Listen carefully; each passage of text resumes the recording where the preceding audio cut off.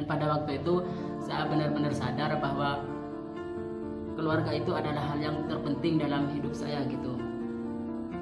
Dan saya berdoa, ya Allah, begitu besar perjuangan semua keluarga saya untuk saya gitu.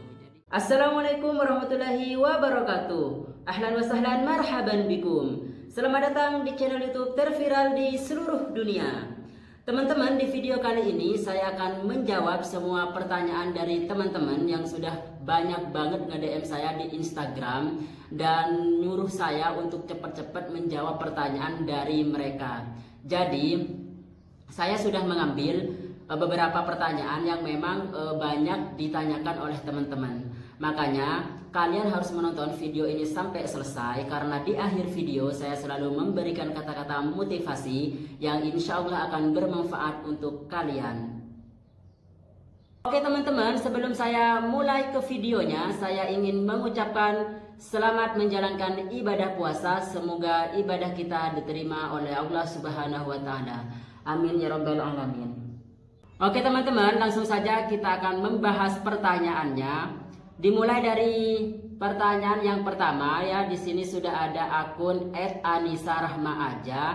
Pertanyaannya, Kak mau tanya dong, asli orang mana, umurnya berapa, dan sudah punya pacar atau belum?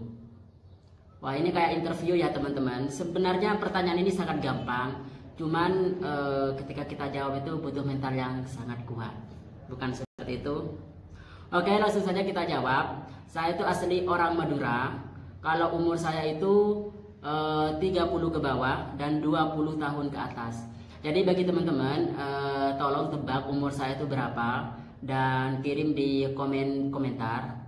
Jadi sesuaikan saja dengan wajah saya yang sekarang. Pokoknya saya itu di bawah 30 dan di atas 20. Terus punya pacar atau belum? Belum.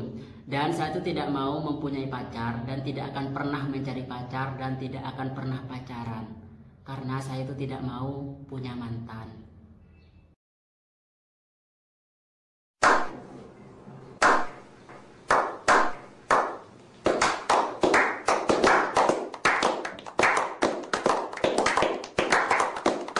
Pertanyaan yang kedua, di sini sudah ada akun @putri_tidur, bukan Putri Bangun ya.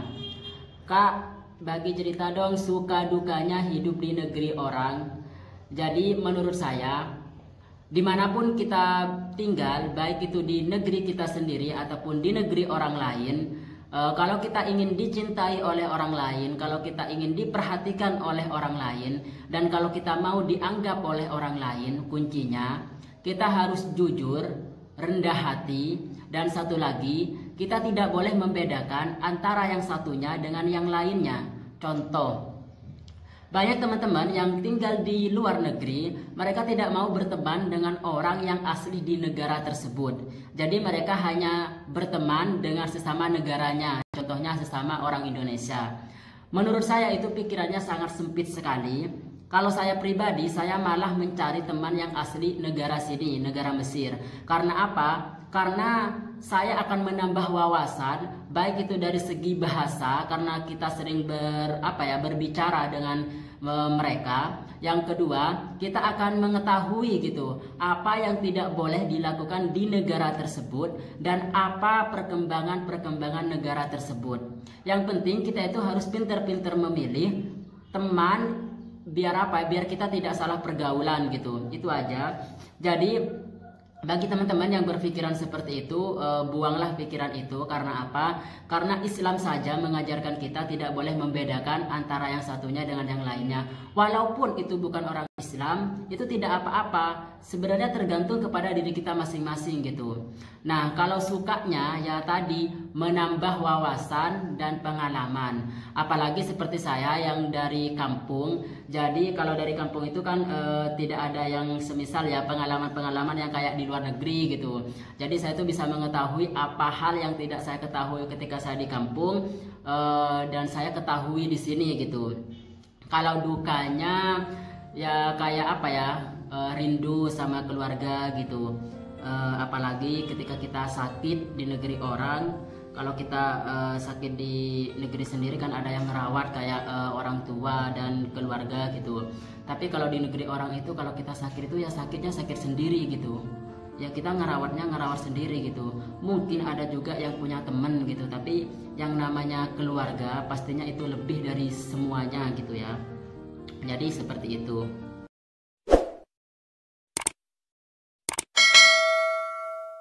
Sebelum kalian melanjutkan video ini, jangan lupa untuk di-subscribe, di-like, di-comment, and share, dan nyalakan tombol lonceng agar kalian tidak ketinggalan video-video berikutnya. Bagi kalian yang sudah mensubscribe channel YouTube ini, saya doakan semoga rezekinya lancar, dimudahkan urusannya, dan sama-sama masuk surga. Amin ya rabbal alamin. Oke, lanjut kita ke pertanyaan yang ketiga. Di sini sudah ada akun @ainun_alkuini. Ini rata-rata yang bertanya cewek ya teman-teman ya. Jadi saya tuh sangat excited untuk menjawabnya. Pertanyaannya, Kak, bagi cerita awal mulanya bisa ke Mesir dan bagaimana kehidupan di Mesir. Dan ini merupakan salah satu pertanyaan yang paling banyak ditanyakan oleh teman-teman. Jadi saya akan menjawabnya secara detail biar kalian tidak bertanya lagi. Diawali dari akhir 2016, berarti awal 2017. Waktu itu status saya masih santri di Indonesia, tepatnya saya itu mondok di Pasuruan. Waktu itu bulan puasa, jadi saya itu ada di rumah pulang karena liburan. Di suatu hari saya itu bertemu sama guru SMP saya. Kemudian beliau mengajak saya untuk bermain ke rumahnya, dan di sana beliau bertanya, kalau nanti saya sudah selesai mondok, apakah masih mau melanjutkan pendidikan ataukah mau menikah? Jadi spontan saya menjawab pasti saya akan melanjutkan pendidikan karena saya tidak ada kepikiran untuk menikah waktu itu. Tapi kalau sekarang saya sudah kepikiran teman-teman untuk menikah.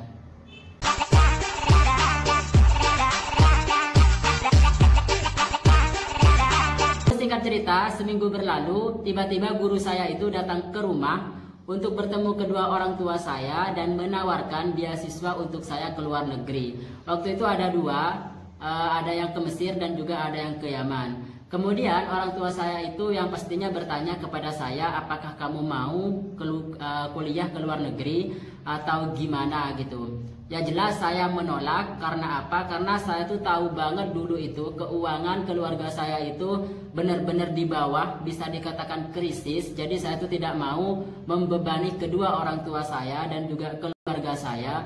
Jadi saya menolak tawaran itu. Kemudian selang sebulan kemudian tiba-tiba guru saya itu datang lagi ke rumah menawarkan hal yang sama kepada orang tua saya. Jadi orang tua saya itu kembali bertanya kepada saya, kenapa kamu tidak mau sekolah ke luar negeri? Jadi saya itu menjawab dengan jujur, saya tidak mau karena kalau sekolah di luar negeri itu biayanya sangat banyak dan saya tidak mau merepotkan keluarga. Saya bilang seperti itu. Kemudian abah saya menjawab, kalau kamu benar-benar mau sekolah di luar negeri dan kamu benar-benar mau belajar, tidak apa-apa, kamu berangkat saja ke luar negeri. Kalau dari segi biaya saya akan usahakan karena itu sudah menjadi tanggung jawab saya sebagai kepala keluarga. Jadi di waktu itu saya masih yang kayak enggak ngerespon gitu teman-teman ya. Karena jujur saya itu orangnya sangat-sangat cinta banget sama keluarga. Dan alasan juga saya itu tidak mau ke luar negeri, saya tidak mau jauh dari keluarga saya gitu. Karena saya benar-benar anak yang cinta keluarga gitu teman-teman. Terus singkat cerita, saya itu berpikir dengan sangat-sangat matang apakah saya mau menerima tawaran itu ataukah tidak. Tapi waktu itu ya teman-teman, yang semangat itu sebenarnya abah saya. Abah saya itu selalu mendukung saya untuk saya tuh kuliah di luar negeri gitu. Dan pada akhirnya singkat cerita saya mengiyakan dan tibalah waktu itu keberangkatan saya untuk ke Mesir.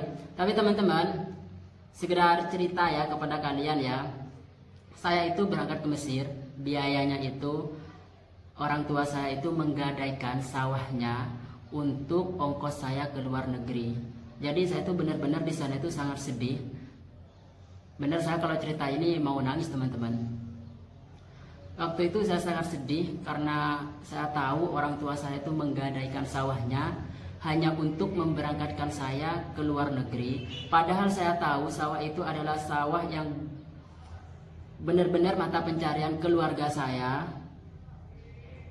Tapi saya di sana itu berharap semoga suatu saat nanti saya bisa membahagiakan kedua orang tua saya dan keluarga saya, baik dari segi materi ataupun yang lainnya.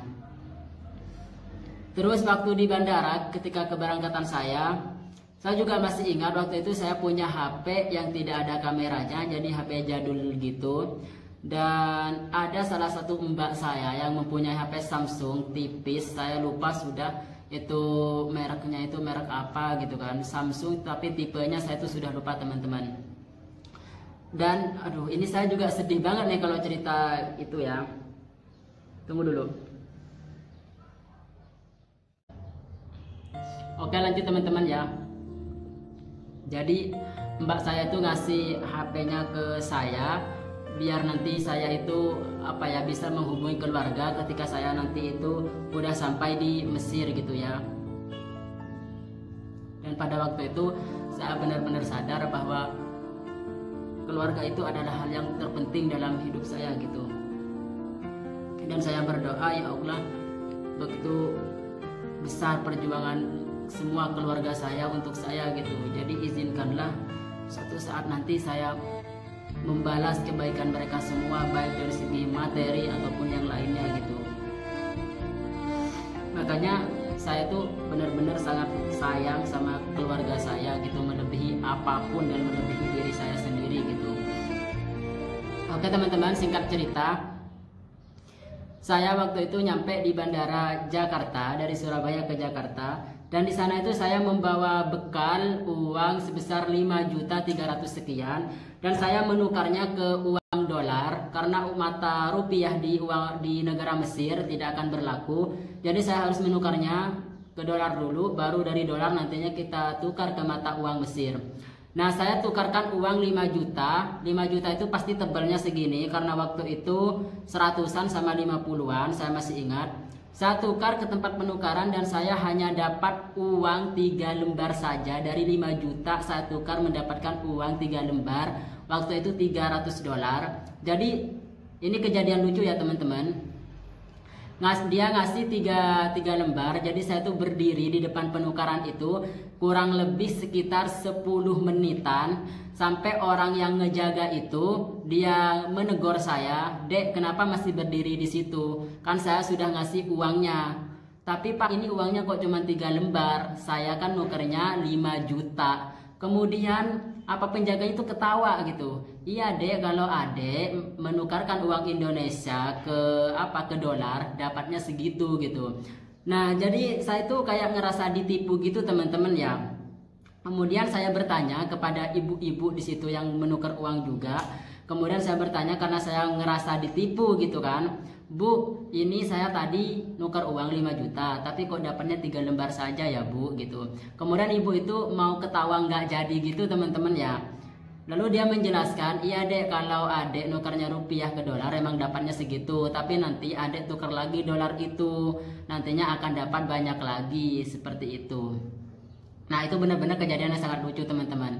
Nah, singkat cerita, waktu itu saya sudah sampai di Mesir. Jadi pikiran saya yang namanya katanya beasiswa ya teman-teman. Jadi saya tuh tinggal kayak di asrama gitu. Ini bayangan saya ya.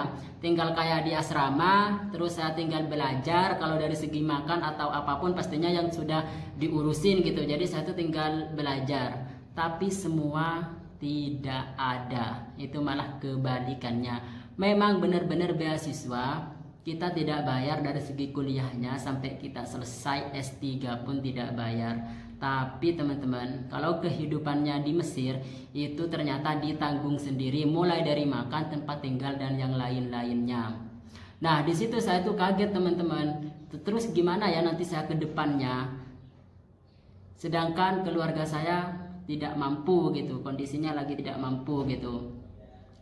Tapi waktu itu saya tidak ngasih kabar kepada orang tua saya. Karena apa? Karena saya tidak mau orang tua saya kepikiran. Jadi ketika orang tua saya tuh nelpon ya teman-teman ya, saya tuh selalu bilang, saya tuh di sini hidupnya enak, kalian jangan khawatir, saya di sini tuh bahagia dan bener-bener saya tuh di sini ya pokoknya enak banget lah gitu.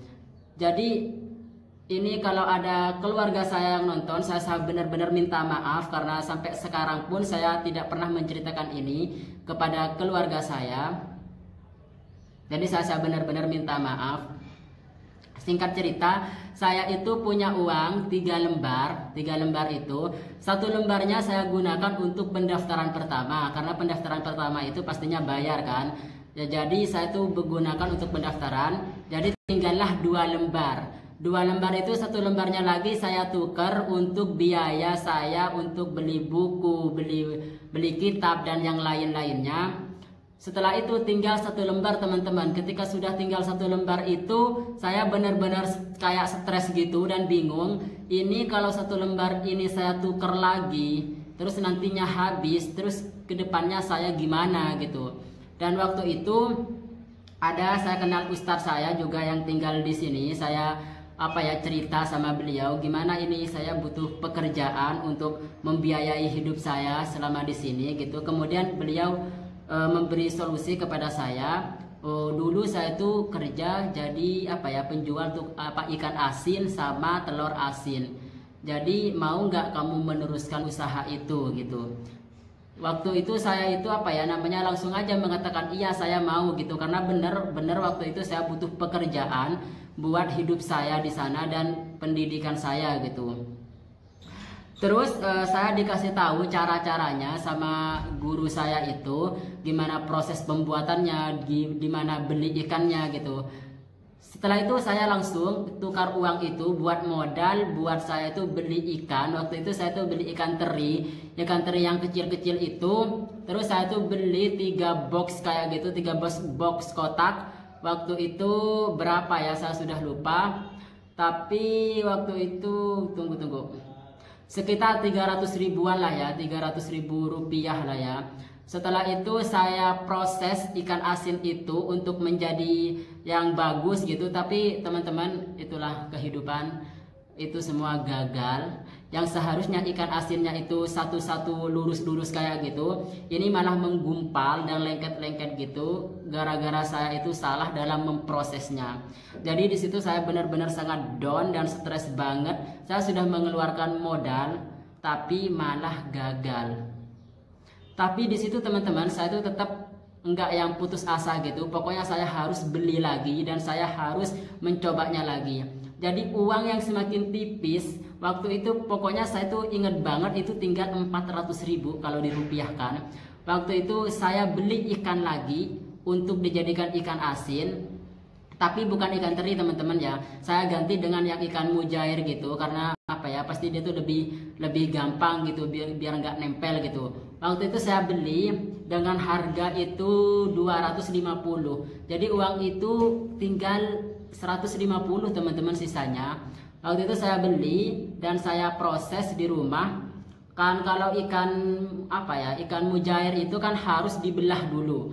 Dibelah dan dibuang isinya itu. Saya lakukan itu di malam hari ketika sudah selesai sholat isya. Jadi teman-teman saya itu yang lain ketika sudah selesai sholat isya, dia itu belajar di kamar sambil tiduran terus main-main HP gitu. Sementara waktu itu saya ingat banget, saya di ruang tamu, di depan saya itu sudah ada isinya itu ikan mujair penuh 1 bak. Dan saya itu harus membelahnya satu persatu. Kalian tahu kan kalau ikan mujair itu ada sisi yang tajam-tajam gitu. Nah itu masuk semuanya ke jari-jari saya.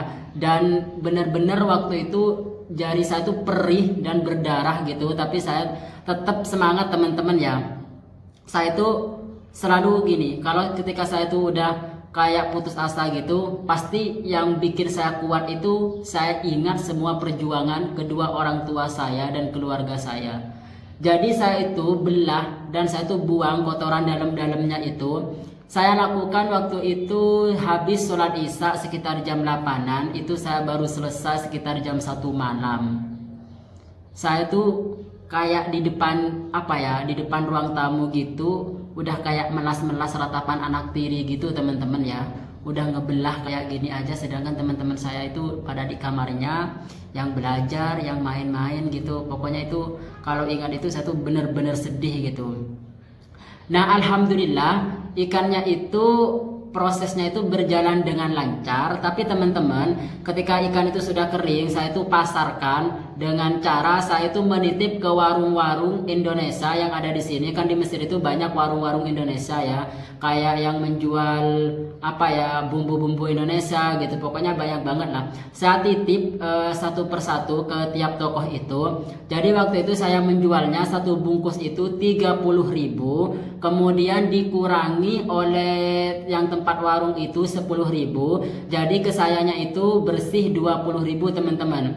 20.000 itu kalau saya kalkulasikan saya mendapatkan untung 3.000 rupiah. Seperti itu. Dan itu pun tidak langsung laku teman-teman. Saya statusnya hanya menitip. Jadi sebulan sekali itu saya datang ke toko itu buat menanyakan dan mengambil hasil uang dari penjualan ikan asin tersebut. Jadi enggak yang langsung ketika kita nitip langsung dibayar gitu, enggak, karena sistemnya nitip ya berarti kita benar-benar harus menunggu orang untuk membeli ikan asin tersebut. Nah, sedangkan waktu itu uang saya tinggal 150.000 ya. Sedangkan saya tuh ke kuliahnya juga butuh ongkos gitu. Jadi saya itu benar-benar irit-irit banget uang itu, sampai teman-teman ya pada di suatu hari saya itu menahan lapar selama 2 hari. Saya itu benar-benar kelaparan selama 2 hari itu. Dan saya masih ingat banget itu ada sisa nasi yang sudah keras banget, kayak udah jadi beras lagi gitu. Kemudian saya tuh masak air, dan air itu saya kasih garam dan juga masako biar ada rasanya. Kemudian nasi yang keras itu saya masukkan ke dalam air yang sudah saya campur tadi itu. Kemudian saya makan, karena benar-benar waktu itu saya benar-benar kelaparan gitu. Jadi itulah proses saya hidup di Mesir gitu, tidak semudah yang kalian bayangkan gitu. Tapi alhamdulillah untuk yang sekarang kehidupan saya jauh lebih baik daripada yang sebelumnya. Dan saya juga sudah melaksanakan ibadah umroh, bukan cuma sekali, bahkan beberapa kali. Dan juga kondisi keluarga saya alhamdulillah sekarang sudah bisa dikatakan normal. Semua saudara-saudara saya sudah mempunyai usaha masing-masing, sudah mempunyai penghasilan tetap. Dan juga mereka kemarin satu keluarga gitu alhamdulillah sudah melaksanakan ibadah umroh waktu bulan puasa yang kemarin. Jadi saya tuh benar-benar sujud syukur kepada Allah itu karena mempermudah semua jalan kehidupan saya gitu. Memang tidak instan teman-teman ya, setiap kehidupan itu pasti ada proses. Kalian tahu mie instan yang katanya instan itu masih ada proses pemasakannya sebelum kita makan gitu. Jadi diambil dari cerita saya itu, kehidupan itu memang sangat-sangat keras. Yang penting kita itu harus tetap berusaha dan jangan putus asa gitu. Nah, jadi tidak semudah dan tidak segampang yang teman-teman pikir gitu. Yang mungkin ketika saya upload di sosial media kayak Facebook ataupun Instagram, mungkin foto-foto saya itu yang kayak orang-orang yang berkecukupan gitu kan, foto di sebuah tempat yang kayak gini dengan gaya yang kayak gitu kan. Itu saya lakukan semata-mata karena biar keluarga saya itu benar-benar menyangka saya itu di sini tuh benar-benar enak gitu teman-teman. Jadi biar nggak khawatir gitu. Nah, oke teman-teman, itulah cerita bagaimana awalnya saya itu bisa ke Mesir dan bagaimana kehidupan saya setelah di Mesir. Oke teman-teman, jadi saya sudah menjawab semua pertanyaan dari kalian. Bagi kalian yang nge-DM di Instagram saya tapi pertanyaannya belum saya cross check, belum saya ambil, saya benar-benar minta maaf karena saya mengambil pertanyaan yang benar-benar banyak ditanyakan oleh teman-teman gitu. Jadi insya Allah saya akan review lagi pertanyaan kalian dan saya akan jawab di video berikutnya. Bagi kalian yang kurang puas dengan jawaban saya, kalian bisa komen lagi di bawah. Nanti saya akan jawab lagi di video selanjutnya. Terima kasih karena sudah menonton video ini sampai selesai. Sedikit motivasi dari saya tentang hidup. Siapa yang tidak ingin hidup bahagia? Semua orang di muka bumi ini menginginkan kehidupan yang bahagia. Namun, terkadang ada orang yang sering mengeluh karena hidupnya tidak sejalan dengan apa yang mereka inginkan, dan membuat kehidupan mereka menjadi tidak bahagia. Kehidupan sendiri akan terasa sederhana apabila kita menjalaninya penuh dengan kegembiraan dan kebahagiaan. Maka dari itu, jalani hidup yang seharusnya dijalani. Jangan pernah ikut campur dalam kehidupan orang lain. Karena jika kalian ikut campur dalam kehidupan orang lain, maka hidup kalian akan terasa menjadi rumit. Semoga video ini bermanfaat untuk kalian. Ambil dari segi positifnya dan buang dari segi negatifnya. Wassalamualaikum warahmatullahi wabarakatuh.